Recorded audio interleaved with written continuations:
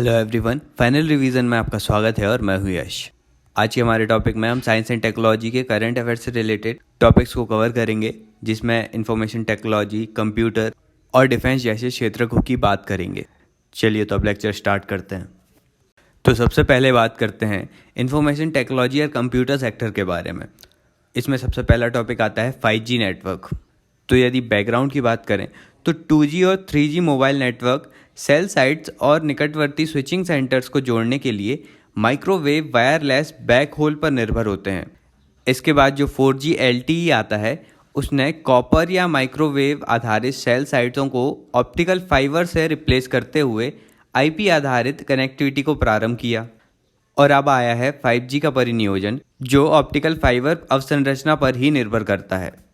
5G internet of things जैसी technology का उपयोग करते हुए जो यूज़र्स होते हैं उन्हें अपनी आवश्यकता के अनुसार क्षमता और बैंडविड्थ की सुविधा प्रदान करता है। यह आर्टिफिशियल इंटेलिजेंस में वर्चुअल रियलिटी और ऑगमेंटेड रियलिटी की सेवाएं भी प्रदान करेगा।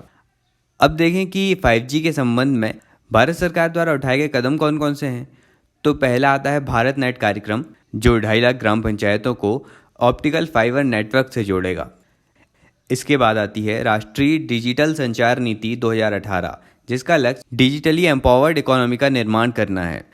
इसके बाद सरकार ने building an end to end 5G test bed नाम से एक कार्यक्रम आरंभ किया है, जो यूनिवर्सिटीज़ को लघु प्रौद्योगिकी कंपनियों से समन्वय के माध्यम से जोड़ेगा, ताकि उन्हें 3GPP या थर्ड जनरेशन पार्टनरशिप प्रोजेक्ट मानकों का अनुपालन करने के योग्य बनाया जा सके।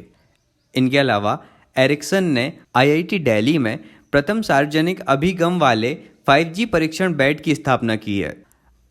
अब आगे 5G हैकेथन के बारे में भी जान लेते हैं। तो 5G हैकेथन का उद्देश्य 5G उत्पादों और समाधानों के क्षेत्र में उपयोग किए जा सकने वाले भारतीय केंद्रीय आधुनिक तकनीकी नवाचारों का चयन करना है। इसका आयोजन डिपार्टमेंट ऑफ टेलीकम्युनिकेशन के द्वारा किया जाएगा। इसमें developers, students, startups, small manufacturing enterprises, शैक्षणिक संस्थान और भारत में पंजीकृत कंपनियां और प्रवासी भारतीय भी भाग ले सकते हैं। और इंडिया मोबाइल कांग्रेस IMC 2020 के साथ ही इसका आयोजन किया जाएगा नई दिल्ली में। Indian mobile Congress south Asia का सबसे बड़ा डिजिटल प्रौद्योगिकी मंच है, जिसे भारत के डिपार्टमेंट ऑफ टेलीकम्युनिकेशन और सेल्युलर ऑपरेटर एसोसिएशन के द्वारा आयोजित किया जाता है। चलिए अब आगे बात करते हैं ब्लॉकचेन टेक्नोलॉजी के बारे में। तो हाल ही में राष्ट्रीय सूचना विज्ञान केंद्र NIC द्वारा बेंगलोर में centre of excellence in blockchain technology की स्थापना की गई। तो यह ब्लॉकचेन टेक्नोलॉजी एक विशिष्ट प्रकार की डेटा संरचना है। अब एक उदाहरण से इसको समझते हैं कि मान लीजिए यदि आपको कोई डिजिटल पेमेंट करना है, तो आपको जिसे पेमेंट करना है उससे डायरेक्ट न जुड़कर एक मीडिएटर जैसे फ़ोनपे, पेटीएम आदि की ज़रूरत होती है। लेकिन ब्लॉकचेन टेक्नोलॉजी के माध्यम से इन्फॉर्मेशन ट्रांसफ़र का एक ऐसा जाल बुन दिया जाता है जहां पर एक यूज़र दूसरे यूज़र से जुड़ता है, और इन प्रतिभागियों को, जो यूज़र्स होते हैं, उन्हें नोड्स कहा जाता है।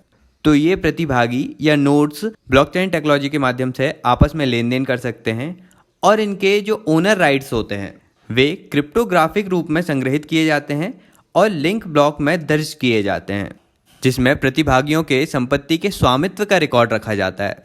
और blockchain technology open and distributed laser होते हैं। इसमें हेराफेरी, त्रुटियों, डेटा क्वालिटीज़ आदि से संबंधित एक कंट्रोल्ड सिस्टम का निर्माण होता है। इस प्रौद्योगिकी में विकेंद्रीकरण होता है, एंड यूज़र कौन है उसका पता नहीं लगाया जा सकता, और इसका ऑडिट भी किया जा सकता है। अब इस क्षेत्र में सरकार के द्वारा उठाए गए कदम कुछ इस प्रकार हैं कि ministry of electronic and information technology ने distributed centre of excellence in blockchain technology नामक एक बहुसंस्थागत परियोजना को समर्थन प्रदान किया है। कौशल विकास और उद्यमिता मंत्रालय ने नेस्कॉम की साझेदारी के साथ फ्यूचर स्किल प्लेटफॉर्म को लॉन्च किया है।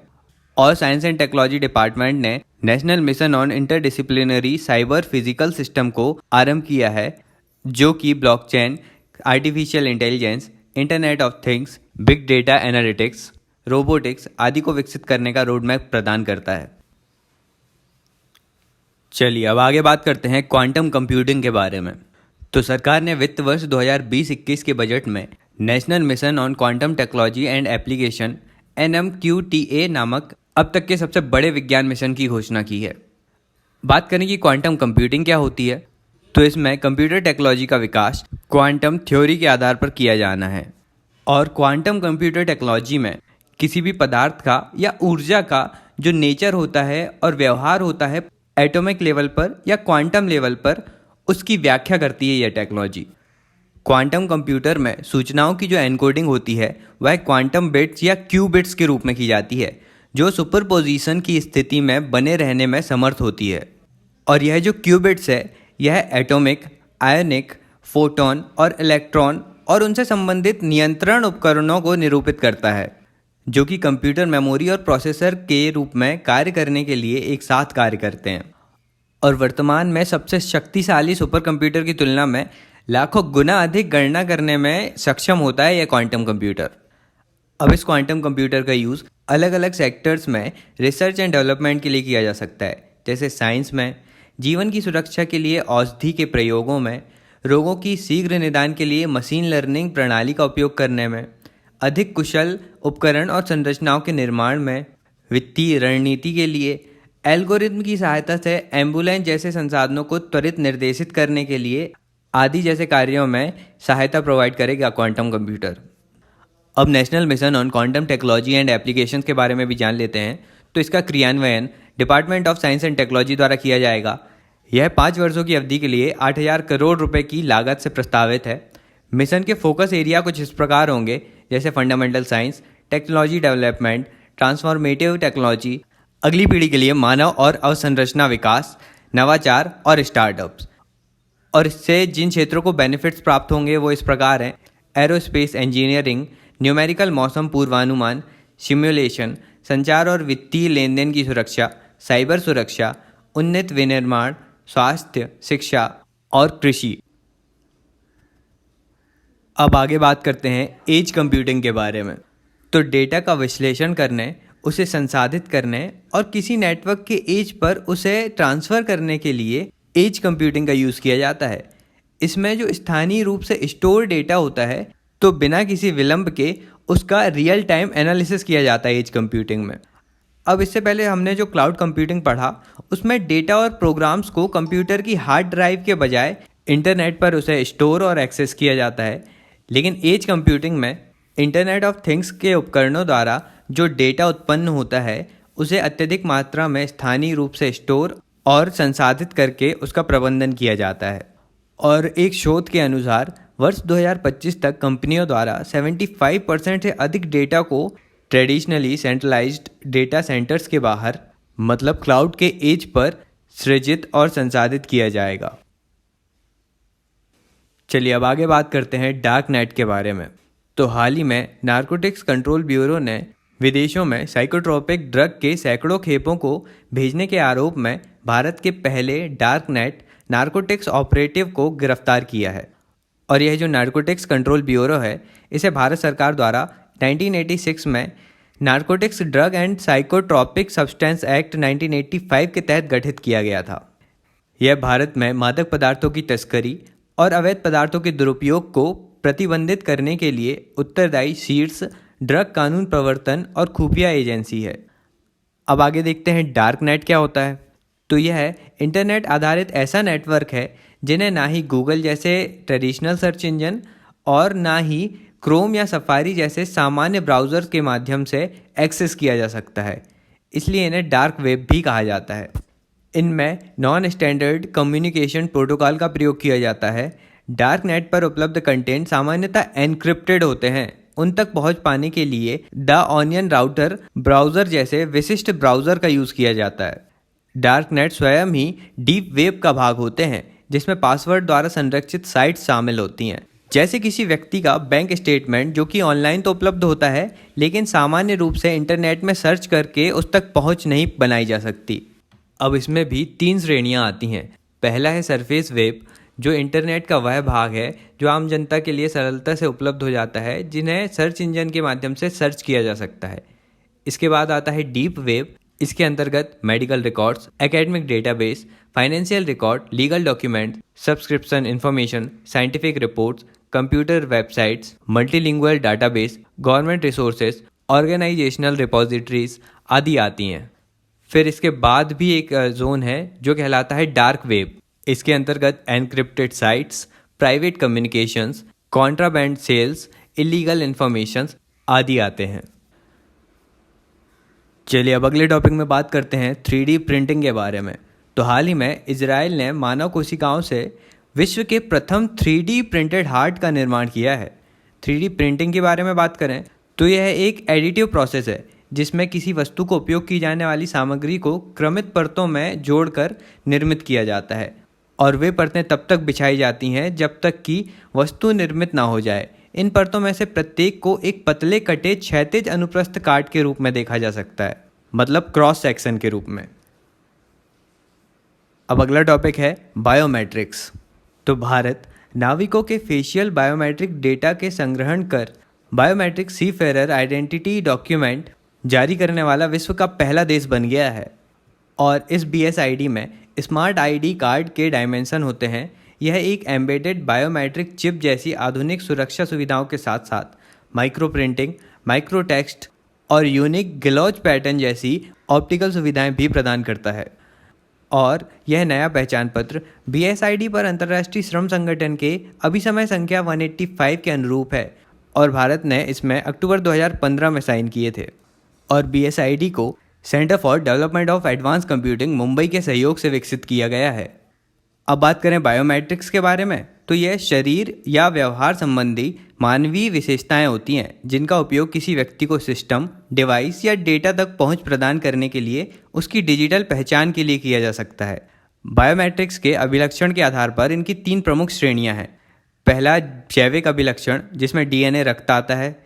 दूसरा आकृति विज्ञान संबंधी अभिलक्षण जिसमें हाथ का आकार, हथेलियाँ, फिंगरप्रिंट, सिराओं का पैटर्न, चेहरा, iris, veins, retina pattern, voice, कान का आकार आदि आते हैं। और तीसरा आता है व्यवहारात्मक अभिलक्षण जिसमें चलना, सिग्नेचर, कीबोर्ड स्ट्रोक्स आदि आते हैं।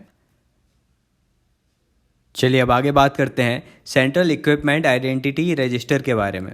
तो हाल ही में सरकार द्वारा दिल्ली में CEIR पोर्टल का शुभारंभ किया गया है जो चोरी किए गए या खोए हुए मोबाइल फ़ोन को ब्लॉक करने या उनका पता लगाने की सुविधा प्रदान करता है।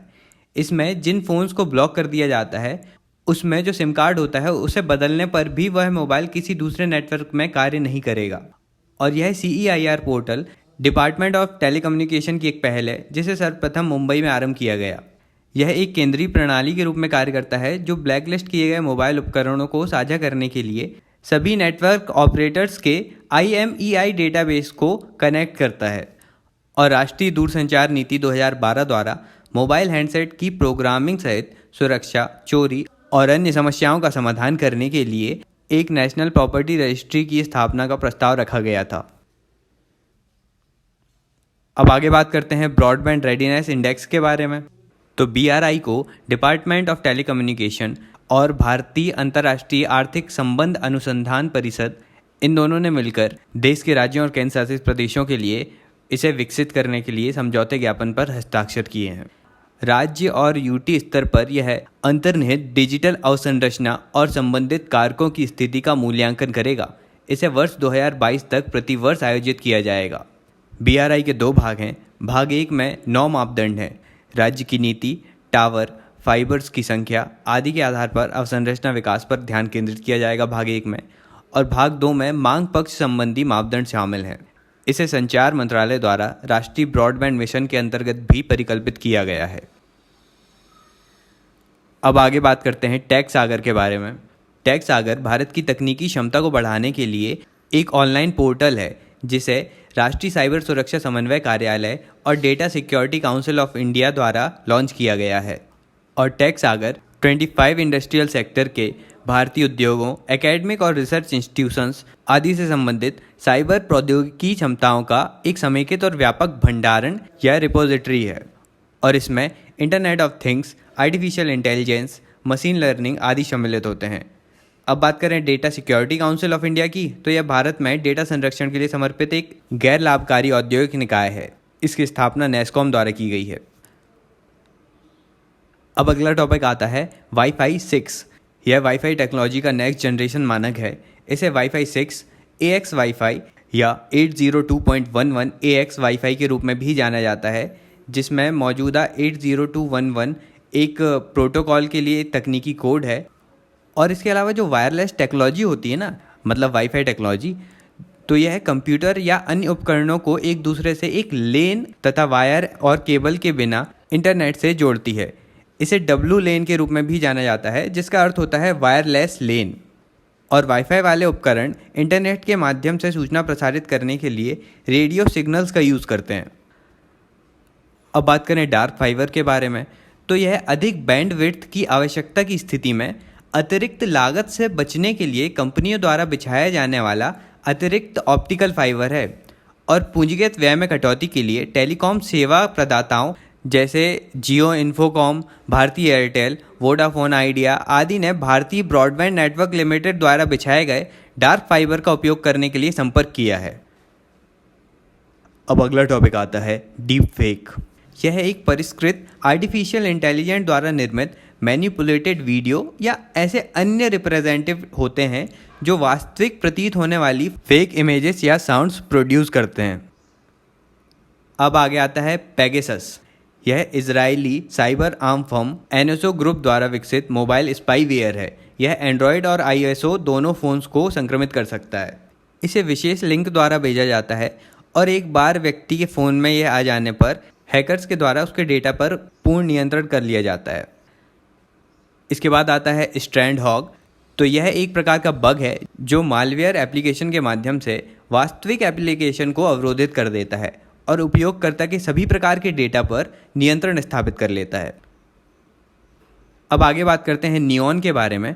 और नियॉन शब्द को अलग अलग करें तो इसमें पहला शब्द आता है नियो, जिसका मतलब होता है नया, और एन शब्द लिया गया है ह्यूमन से।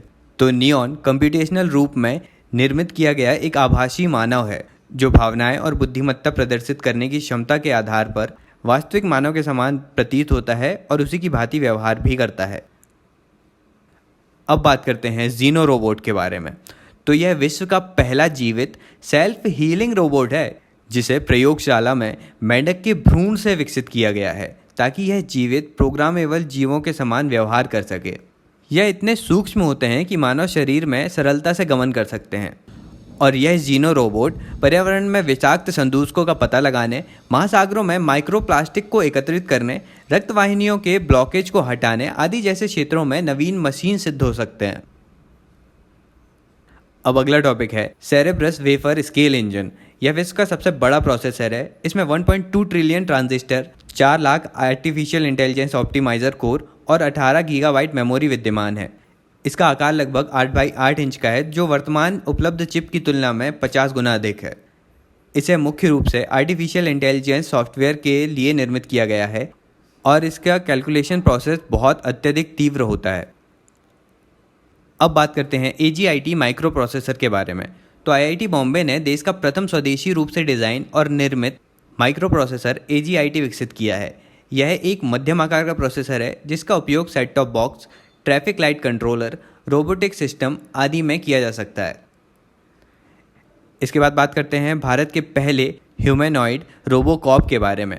तो केरल पुलिस में KP बॉट नामक रोबोट का उपयोग करने के साथ ही रोबोट का उपयोग करने वाला देश का पहला पुलिस विभाग बन गया है और इस KP बॉट को SI की रैंक प्राप्त है।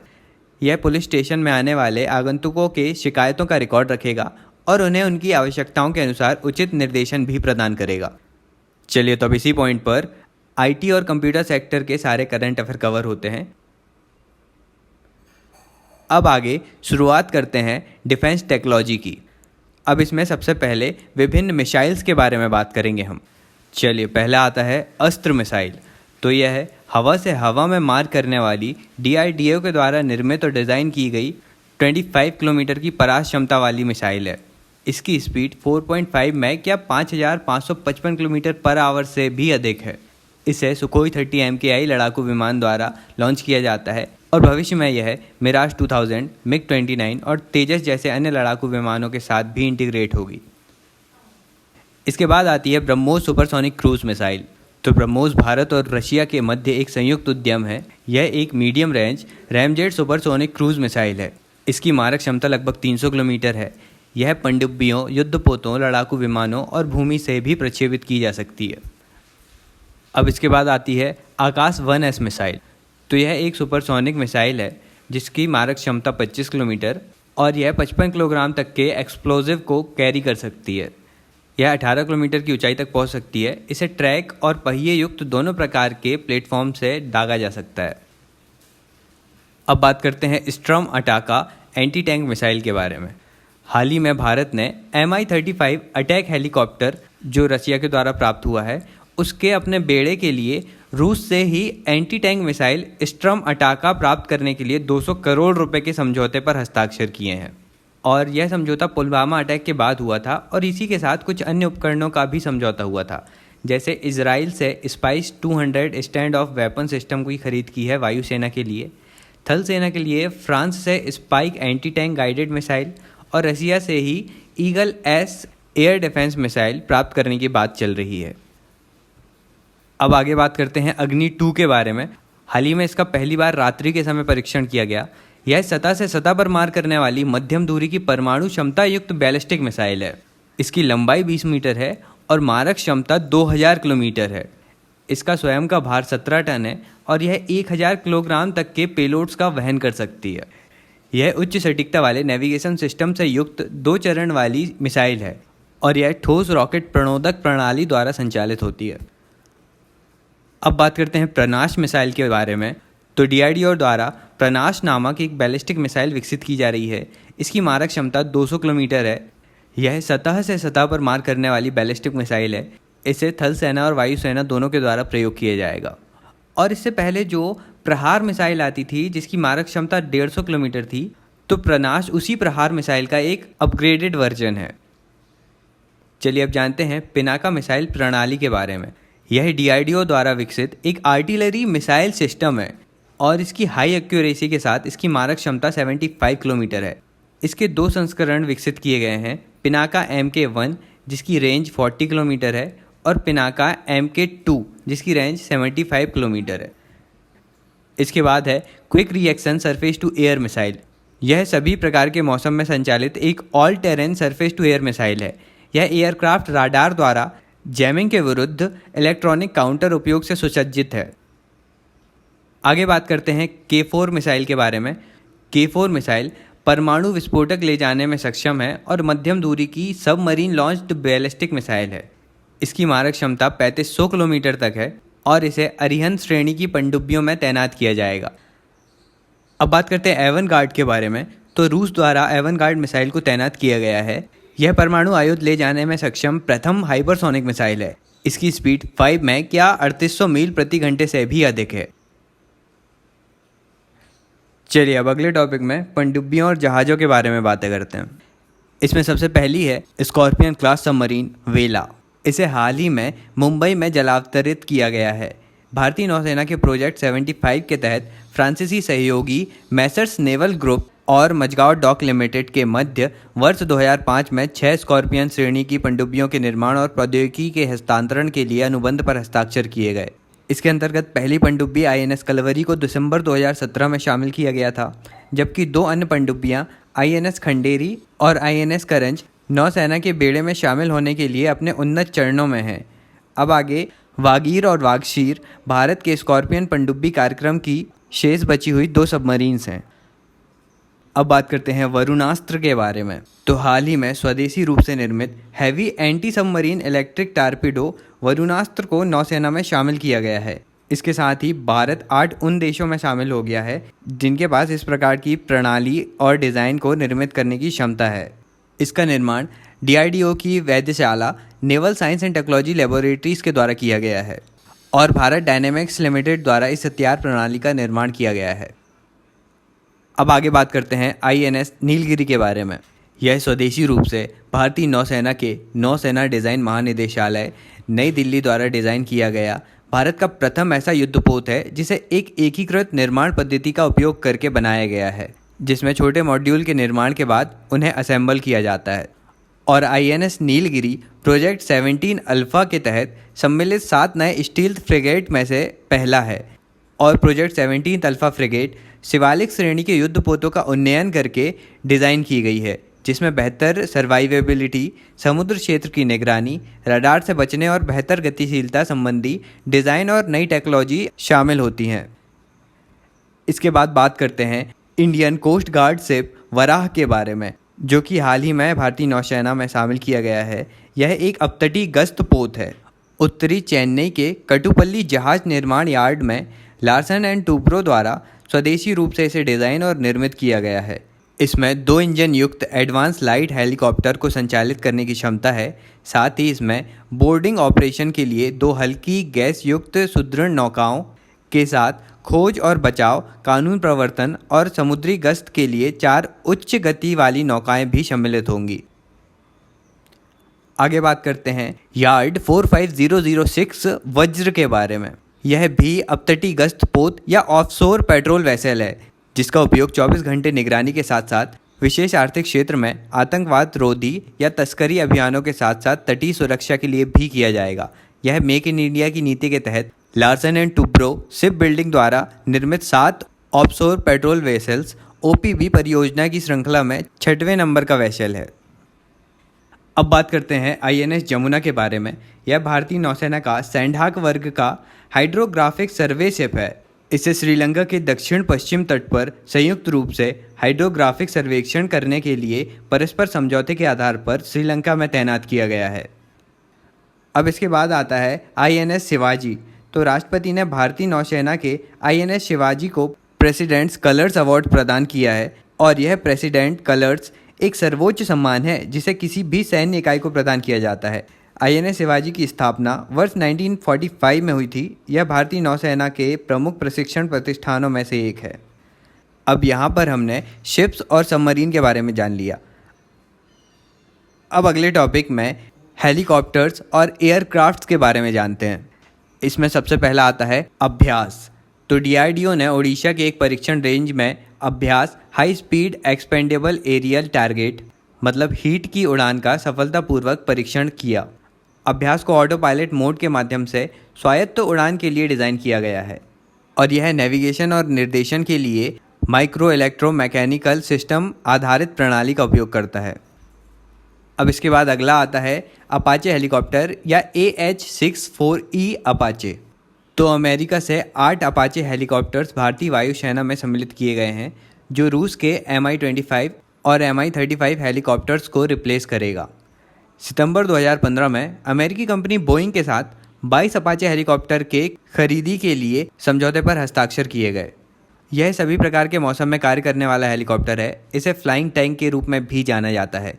इसकी ऊर्ध्वाधर गति 2000 फीट पर सेकेंड है और इसकी अधिकतम गति 279 किलोमीटर पर आवर है। एक हेलीकॉप्टर 8 मिसाइल्स के साथ साथ विविध प्रकार के पेलोड भी ले जा सकता है, और यह उड़ान के दौरान राडार से बचने में भी सक्षम है। आगे बात करते हैं लाइट कॉम्बैक्ट एयरक्राफ्ट तेजस के बारे में। यह अपनी श्रेणी का सबसे छोटा और सबसे हल्का मल्टी रोल सुपरसोनिक लड़ाकू विमान है, और अब इसके नौसैनिक संस्करण ने विमान वाहक पोत INS विक्रमादित्य पर अपनी पहली सफल लैंडिंग की है। इसे HAL के सहयोग से एरोनॉटिकल डेवलपमेंट एजेंसी द्वारा डिज़ाइन और विकसित किया गया है। अब अगला है सारस एयरक्राफ्ट। पहली बार स्वदेशी हल्के यात्री और मालवाहक विमान सारस को वर्ष 2024 में भारतीय वायुसेना में शामिल किया जाएगा। सारस एयरक्राफ्ट MK2 परियोजना को CSIR नेशनल एयरोस्पेस लेबोरेटरीज द्वारा अभिकल्पित और विकसित किया जा रहा है, और यह सैन्य आवागमन, VIP परिवहन और आपातकालीन स्थितियों के दौरान विभिन्न अलग अलग प्रयोजनों के लिए इसे सक्षम बनाया जाएगा। अब आगे बात करते हैं HAL ध्रुव के बारे में, जो कि एक एडवांस्ड लाइट हेलीकॉप्टर है।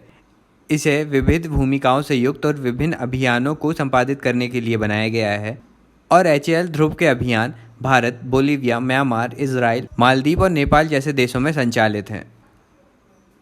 अगला है सुखोई जेट्स। तो हाल ही में भारतीय वायुसेना द्वारा तमिलनाडु के तंजावुर वायु सेना स्टेशन पर 18 रूसी सुखोई 30 MKI लड़ाकू विमानों में से कुल 6 विमानों को प्रथम बैच में शामिल किया गया है। यह फाइटर एयरक्राफ्ट एक बार ईंधन भरने के बाद 1500 किलोमीटर तक की उड़ान भर सकता है, और इसमें ब्रह्मोस क्रूज मिसाइल को भी इंटीग्रेट किया जाएगा। इसके बाद बात करते हैं C295 ट्रांसपोर्ट एयरक्राफ्ट के बारे में। तो हाल ही में रक्षा मंत्रालय द्वारा 62 एयरबस C295 ट्रांसपोर्ट एयरक्राफ्ट के खरीद लागत के संदर्भ में टाटा और एयरबस के साथ वार्ता संपन्न कर ली गई है। इसके बाद आता है KA-2260 लाइट यूटिलिटी एयरक्राफ्ट। यह हल्के वजन वाला एक रूसी हेलीकॉप्टर है जिसका अधिकतम भार 3.5 टन है और यह 1 टन तक के पेलोड को ले जाने में सक्षम है। हिंदुस्तान एरोनॉटिक्स लिमिटेड और रूसी हेलीकॉप्टर के संयुक्त उद्यम इंडो रशियन हेलीकॉप्टर्स लिमिटेड ने इन हेलीकॉप्टर्स को भारत में ही असेंबल करने की बात कही है। अब बात करते हैं चिनूक के बारे में। इसे अमेरिका की बोइंग कंपनी द्वारा खरीदा जाएगा। चिनूक एक multi role heavy lift aircraft है जिसका उपयोग सैनिकों, तोपों, विभिन्न उपकरणों और ईंधनों के परिवहन के लिए किया जाता है। अब बात करते हैं डॉर्नियर 228 के बारे में। इसे हिंदुस्तान एरोनॉटिक्स लिमिटेड के द्वारा विशेष रूप से यूटिलिटी और कंप्यूटर परिवहन, तृतीय स्तर की सेवाओं और एयर टैक्सी संचालन, तटरक्षक कार्यों और समुद्री निगरानी जैसे कई प्रकार की आवश्यकताओं के लिए विकसित किया जा रहा है।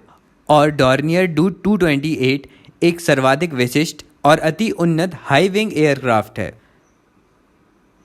चलिए अब आगे बात करते हैं 24 MH-60R मल्टी रोल हेलीकॉप्टर के बारे में। इसे अमेरिका सरकार से फॉरेन मिलिट्री सेल्स मार्ग के माध्यम से खरीदा जाएगा। सुरक्षा मामलों की मंत्रिमंडलीय समिति ने इसके अधिग्रहण की स्वीकृति प्रदान कर दी है। अब आगे कुछ अन्य वेपन सिस्टम्स के बारे में भी जान लेते हैं, जिसमें पहला है आयरन डोम एरियल डिफेंस सिस्टम। इजराइल और गाजा के मध्य बढ़ते तनाव को ध्यान में रखते हुए आने वाले रॉकेट को रोकने के लिए इजराइल अपने आयरन डोम का प्रयोग करता है। यह एक वायु रक्षा प्रणाली है जो छोटी दूरी के रॉकेट और कम दूरी से दागे जाने वाले 155 मिलीमीटर तोप के गोले को रोकने और नष्ट करने में सक्षम होता है। यह दिन और रात और किसी भी मौसम में लक्ष्य को हवा में ही नष्ट कर देता है और आने वाले थ्रेट का पता 4 से 70 किलोमीटर की दूरी पर होने पर ही लगा लेता है। इसके बाद बात करते हैं नेत्र के बारे में, जो कि DRDO द्वारा designed airborne early warning and control system है। इसका उपयोग शत्रु विमानों या हॉस्टाइल्स एयरक्राफ्ट या UAVs आदि का पता लगाने और उन पर निगरानी रखने के लिए किया जाता है। अब बात करते हैं धनुष के बारे में। तो यह भारत में निर्मित की जा रही पहली लंबी दूरी की, जिसमें 36 से 38 किलोमीटर की दूरी की एक आर्टिलरी गन या तोप है। यह 1980 के दशक में आयात की जाने वाली स्वीडन की बोफोर्स तोप का एक स्वदेशी अपडेटेड वर्जन है। अब बात करते हैं MK-45 के बारे में। तो यह 62 कैलिबर की नेवल गन है और अमेरिका द्वारा युद्धपोतों, एंटी एयरक्राफ्ट और तटों पर बमबारी के विरुद्ध उपयोग करने के लिए यह भारतीय नौसेना में शामिल की जाएगी। अगला टॉपिक है K9 वज्र टी गन। यह L&T द्वारा निर्मित स्वचालित होवित्जर आर्टिलरी गन है। इस तोप का वजन 50 टन है। यह 43 किलोमीटर की दूरी पर स्थित लक्ष्य पर 47 किलोग्राम बम से हमला करने में सक्षम है और यह 0 डिग्री रेडियस पर भी घूम सकती है। इसके बाद बात करते हैं शारंग के बारे में। यह M46 आर्टिलरी गन है जिसे जबलपुर में स्थित गन कैरेज फैक्ट्री के द्वारा अपग्रेड किया जा रहा है। वर्तमान में इस तोप को अपग्रेड करने के साथ ही इसकी रेंज को 27 किलोमीटर से बढ़ाकर 36 किलोमीटर कर दिया गया है। अगले टॉपिक में बात करते हैं मिशन शक्ति के बारे में। तो 27 मार्च 2019 को भारत ने अपने प्रथम एंटी सैटेलाइट मिसाइल का परीक्षण किया। इसमें भारत द्वारा कुछ माह पूर्व प्रक्षेपित अपने एक कार्यशील उपग्रह को टारगेट किया गया। इसमें DRDO द्वारा विकसित बैलिस्टिक मिसाइल डिफेंस इंटरसेप्टर का प्रयोग किया गया। भारत ने इसमें काइनेटिक किल का प्रयोग किया था। अब बात करें काइनेटिक किल क्या होता है। इसमें पारंपरिक मिसाइल की काइनेटिक एनर्जी को इतना बढ़ा दिया जाता है कि सामने वाले ऑब्जेक्ट से वह तेज़ी से टकराकर ऑब्जेक्ट को पूर्णतः नष्ट कर देती है। और मिशन शक्ति को 300 किलोमीटर की ऊंचाई पर लोअर अर्थ ऑर्बिट में क्रियान्वित किया गया। अब इस पर्टिकुलर टॉपिक से रिलेटेड 2 तथ्य आते हैं। वो हैं कि अंतरिक्ष में सैन्यकरण और शस्त्रीकरण क्या होता है। तो सैन्यकरण से मतलब है command, control, communication, computer, intelligence, surveillance और रिकॉइसेंस। इन सभी कार्यों के लिए अंतरिक्ष में उपस्थित सैटेलाइट्स का प्रयोग करना। लेकिन अंतरिक्ष में शस्त्रीकरण एक अलग अवधारणा है। इसमें क्या होता है कि अंतरिक्ष में ही वेपन्स को डिप्लॉय कर दिया जाता है और अंतरिक्ष स्वयं युद्ध का क्षेत्र बन जाता है, युद्ध का चौथा क्षेत्र या 4th फ्रंटियर ऑफ वार। अब इसी से बचने के लिए आउटर स्पेस ट्रीटी को बनाया गया है। इसे वर्ष 1963 में संयुक्त राष्ट्र महासभा द्वारा अंगीकृत किया गया और वर्ष 1967 से यह प्रभावी हुआ। भारत के द्वारा वर्ष 1982 में इस पर साइन किए गए। चलिए अब आगे ड्रोन रेगुलेशन के बारे में बात करते हैं। तो हाल ही में मिनिस्ट्री ऑफ सिविल एविएशन ने सभी ड्रोनों और उनके संचालकों के लिए स्वैच्छिक पंजीकरण कराने के लिए 31 जनवरी 2020 तक की समय सीमा निर्धारित करने के संबंध में एक योजना की घोषणा की है। इसके तहत अब सभी ड्रोन ओनर्स को ऑनलाइन आधार पर ड्रोन एक्नॉलेजमेंट नंबर तथा ओनरशिप एक्नॉलेजमेंट नंबर प्रदान किए जाएंगे ताकि भारत में ड्रोन संचालन को वैधानिकता प्रदान की जा सके। और जिन भी ड्रोन ओनर्स के पास DAN अथवा OAN प्राप्त नहीं होगा उन पर कानून के अंतर्गत दंडात्मक कार्यवाही की जाएगी। मिनिस्ट्री ऑफ सिविल एविएशन ने ड्रोन को एक तकनीकी मंच के रूप में परिभाषित किया है। इसके अंतर्गत ड्रोन की 5 विभिन्न श्रेणियां हैं। पहला नैनो ड्रोन जिसका वजन 250 ग्राम से कम या उसके बराबर है। दूसरा माइक्रो ड्रोन जो 250 ग्राम से 2 किलोग्राम तक का है। तीसरा मिनी ड्रोन जो 2 किलोग्राम से 25 किलोग्राम तक का होता है। चौथा मीडियम ड्रोन जो 25 किलोग्राम से 150 किलोग्राम तक का है। और 150 किलोग्राम से अधिक वजन वाले ड्रोन्स को लार्ज ड्रोन कहा जाता है। अब आगे भारत में ड्रोन विनियमन की बात करें तो ड्रोन विनियमन 1.0 के मापदंड की प्रथम सूची जारी की गई थी, जिसका उद्देश्य केवल दिन के समय में विजुअल लाइन ऑफ साइट में और अधिकतम 400 फुट की ऊंचाई तक ड्रोन्स के संचालन की अनुमति प्रदान की गई थी। और ड्रोन संचालन के लिए अलग अलग क्षेत्र निर्धारित किए गए थे, जिसमें रेड जोन जो कि नो फ्लाई जोन होता है, इसमें एयरपोर्ट्स के पास के क्षेत्र, अंतर्राष्ट्रीय सीमाओं के क्षेत्र, दिल्ली में विजय चौक, राज्य की राजधानियों में राज्य सचिवालय परिसर, रणनीतिक स्थान या सैन्य प्रतिष्ठान आदि शामिल होते हैं रेड जोन में। इसके बाद आता है येलो जोन जिसे नियंत्रित हवाई क्षेत्र की संज्ञा दी गई है। इस हवाई क्षेत्र में ड्रोन संचालन के लिए एयर डिफेंस क्लियरेंस या एयर ट्रैफिक कंट्रोल क्लियरेंस की आवश्यकता होती है। इसके बाद आता है ग्रीन जोन जो कि अनियंत्रित हवाई क्षेत्र है, लेकिन इसमें भी डिजिटल स्काई प्लेटफॉर्म से स्वीकृति प्राप्त करने की आवश्यकता होती है। और वर्तमान में भारत में no permission no take off clause लागू है, जिसके तहत डिजिटल स्काई प्लेटफॉर्म से नियामक अनुमति प्राप्त न होने तक ड्रोन को भारतीय अंतरिक्ष में संचालित नहीं किया जा सकता। चलिए अब इसी टॉपिक के साथ हमारे डिफेंस से रिलेटेड सारे करंट अफेयर्स के टॉपिक कवर होते हैं और आज का वीडियो भी हम यहीं समाप्त करते हैं। अगले वीडियो में मिलेंगे तो साइंस एंड टेक्नोलॉजी से रिलेटेड अन्य तथ्यों की बातें करेंगे। तो लेक्चर पसंद आए तो लाइक कर दीजिए और लेक्चर को शेयर भी कीजिए। मिलते हैं अगले वीडियो में एक नए टॉपिक के साथ। Thank you so much for listening.